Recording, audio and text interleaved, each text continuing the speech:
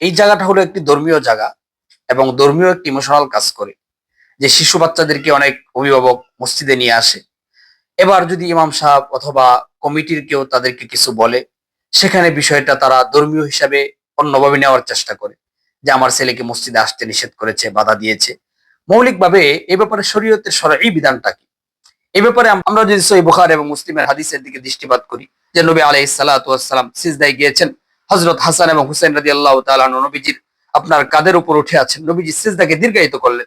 জিজ্ঞাসা করলে, ইয়া রাসূলুল্লাহ, সিজদাকে দীর্ঘায়িত কেন করলেন? বললে, হাসান এবং হুসাইনের যেন কষ্ট না হয় সেজন্য। এবং মুসলিম শরীফের এক হাদিসে আসছে, নবী আলাইহিস সালাতু ওয়াস সালাম নামাজকে সংক্ষিপ্ত করলেন। সাহাবী জিজ্ঞাসা করলেন, ইয়া রাসূলুল্লাহ, নামাজকে সংক্ষিপ্ত করার কারণ কি? নবীজি বললেন, বাচ্চাদের কান্নাকাটি আমার নামাজকে সংক্ষিপ্ত করে দিয়েছে। এই দুই হাদিস থেকে আমাদের বুঝে আসে যে বাচ্চাদেরকে নিয়ে মসজিদে যাওয়া যাবে, কোনো সমস্যা নাই শরঈ দৃষ্টিতে। বাকি এই বিষয়টাকে বেলা শর্ত ব্যতীত রেখে দেওয়া যাবে না। পরবর্তীতে উলামায়ে আহনাফ, বিশেষ করে ফুকায়ে আহনাফ, আপনার ফুকায়ে হানাবিলা, ফুকায়ে মালিকি, শাফিঈ, চারো মাযহাবের বক্তব্য আছে এই বিষয়ে।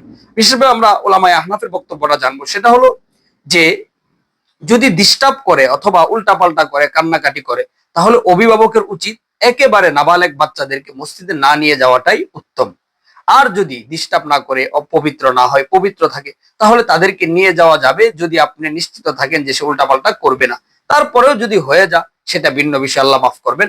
বাকি শরীয়তের তাহলে মৌলিক মাসালার মৌলিক সমাধান হলো এই, যে বেলা শর্ত ছোট বাচ্চাদেরকে মসজিদে না নিয়ে যাওয়াটাই উত্তম।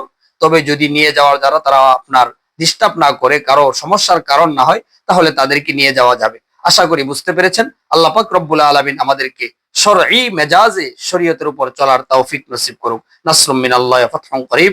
আসসালামু আলাইকুম ওয়া রাহমাতুল্লাহ।